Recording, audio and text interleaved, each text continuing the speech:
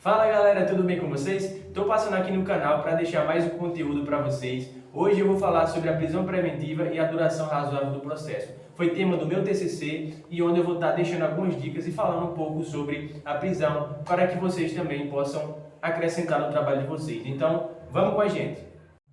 Então, pessoal, vamos lá. Vou falar um pouco sobre a prisão preventiva e mais na frente um pouco o avanço histórico da prisão e depois alguns surgimentos de algumas emendas e leis que surgiram recentemente. Pois bem, a prisão preventiva, gente, ela é uma medida cautelar de natureza cautelar e caráter provisório. Ou seja, ela é uma medida excepcional, gente. Quando se trata da privação de liberdade de alguém, a gente tem que aplicar a prisão preventiva em último caso, vamos dizer assim.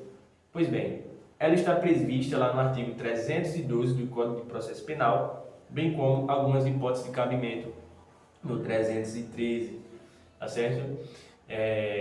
A prisão preventiva ela é para garantir a execução da dívida, garantir um bom andamento do processo e para garantir a ordem pública, garantir a ordem econômica, por conveniência da instrução criminal e para assegurar a aplicação da lei. Temos também aí mais um requisito que é o chamado fumus bonis iure, né, que é o indício da autoria, né, indício suficiente da autoria e a prova da existência do crime, bem como também o perigo gerado pelo estado de liberdade do imputado. Esse último requisito foi incluso com a Lei 13.964 de 2019, a lei chamada Pacote Anticrime, certo? Então prestem bastante atenção. Pois bem, o fato principal aqui é onde a prisão preventiva pode violar a duração razoável do processo. Esse princípio da duração razoável do processo, ele surgiu aí com a emenda constitucional 45 de 2004, certo? Onde ele respalda aí, onde todos no âmbito judicial e administrativo tem que ser garantido aí uma razoável duração do processo, está lá no inciso 78 do artigo 5º da Constituição Federal. Certo, pessoal? Então, vamos ver aí, essa é a problemática do trabalho, onde a prisão preventiva que não tem prazo, diferente de outra medida cautelar, como a prisão temporária, ela não tem prazo. O legislador deixou essa omissão aí. Pois bem, a prisão preventiva, ela tem que ser aplicada aí quando se configura os seus requisitos, né? Quando ela for para preencher esses requisitos. Pois bem, a prisão preventiva, ela, como sendo excepcional e para que não viole a duração razoável do processo, ela tem que ser aplicada, gente, de uma forma que seja bastante motivada e fundamentada, gente. É uma forma que seja com provas concretas, provas fortes, para que não prive a liberdade de uma pessoa que seja injustiçada, né? E que não configure uma antecipação de pena. Um breve relato da história da prisão é que a prisão ela era usada para garantir dívida. Então, em meados do século XV, aí, a prisão preventiva ela era usada para garantir dívida. Uma pessoa estava devendo a outra, essa pessoa poderia ser presa para garantir a dívida. Enquanto ela não quitasse o débito, ela estaria presa, né? E poderia também ser trocada em pecúnia, né? Em pagamentos em dinheiro. A prisão preventiva, ela passou de um modo de aplicação subjetiva, né, de particular aí, para um modo excepcional. Mas na época que ela era aplicada de modo subjetivo, principalmente na época da Inquisição, onde o sistema punitivo tinha a influência da Igreja Católica aí, meados do século XV até o XVIII, né? A gente via que a Igreja Católica tinha esse sistema inquisitivo aí, onde influenciou o direito do processo penal, né? Então, via muito essa questão punição, tinha muita questão de mutilação, sabe? Se a pessoa fosse um clérigo, se ela fosse da igreja, digamos assim, ela poderia ser presa até que seus pecados fossem perdoados.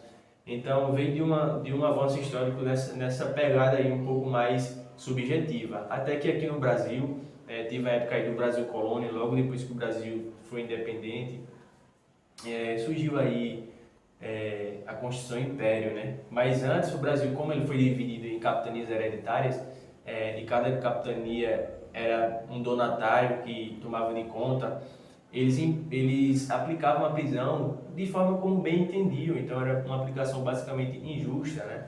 Então veio aí as ordenações afonsinas, manuelinas e filipinas e nada mudou, né, diante desses autoritários, desses governos de capitanias autoritárias. Então a Constituição Império veio aí com Dom Pedro I para formar essa excepcionalidade da sua aplicação da prisão. Então, quando é sancionado aí com o Dom Pedro I, a prisão passa a ter uma excepcionalidade, né? Ela passa, o bem jurídico, liberdade, passa a ter mais valor, né? E a aplicação dela passa a ter uma forma mais criteriosa, como vemos até hoje, né? Em 1870 surgiu o inquérito policial, né? Como sabemos, que é usado até hoje também. Pois bem, pessoal, sem muita demora, a prisão preventiva ela não tem prazo e pode de uma maneira violar o princípio da duração razoável do processo. Antes do princípio da duração razoável do processo, era usado o princípio do devido processo legal para respaldar a restrição de liberdade de alguém, né? Se presumir que se um processo é devido, ele teria que ter um prazo devido também. Mas aí veio também a emenda constitucional 45, né, com essa inclusão aí no artigo 5º, inciso 78, que é o princípio da duração razoável do processo. Então vejamos que o legislador, em relação à prisão preventiva, nada mudou, né? A gente veio aí o surgimento mais recente, de 2019, a lei chamada 3.964, que é a lei do pacote anticrime, onde ela incluiu aí no parágrafo único do artigo 319 do Código de Processo Penal, ela incluiu aí uma manutenção a cada 90 dias da prisão preventiva, visto que, se tiver ausente essa manutenção, a prisão se torna ilegal.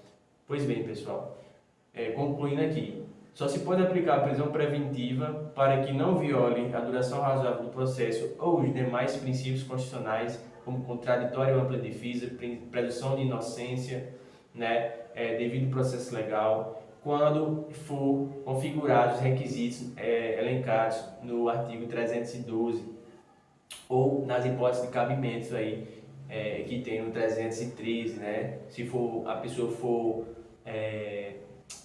acusada por violência familiar, né, violência doméstica, se tiver dúvida sobre a identidade civil da pessoa, ou se ela for uma pessoa que cometeu um crime doloso, superior à pena máxima maior de 4 anos, entre outros, né? Então percebemos que só se pode aplicar a prisão preventiva que não tem prazo quando se configurar e quando tiver indícios fortes de autoria e fortes provas concretas, né? E seja bastante fundamentada aí para que não aconteça de um cumprimento, de uma antecipação de pena, certo? E que não viole o princípio aí que protege a nossa liberdade, que é o da duração razoável do processo, né? Entre os demais princípios constitucionais. Então, hoje é isso, pessoal. Espero que vocês tenham gostado. Espero que eu possa ter acrescentado algum tópico, algum assunto para você. Esse tema foi a apresentação de TCC, então a dica que eu deixo para vocês é ensaie antes, ensaie vários dias, de frente da tela do celular, do computador, para que vocês se saiam bem, certo? E que vai dar tudo bem. Vai dar tudo certo se vocês ensaiarem. Coloquem tópicos, quem gosta de tópicos, criem um roteiro ou façam slides, que vai ajudar bastante vocês. E sempre agradeçam. E é isso, pessoal. Muito obrigado e vamos embora estudar. Então é isso, pessoal. Se você gostou do vídeo, deixa o seu like, se inscreve no canal.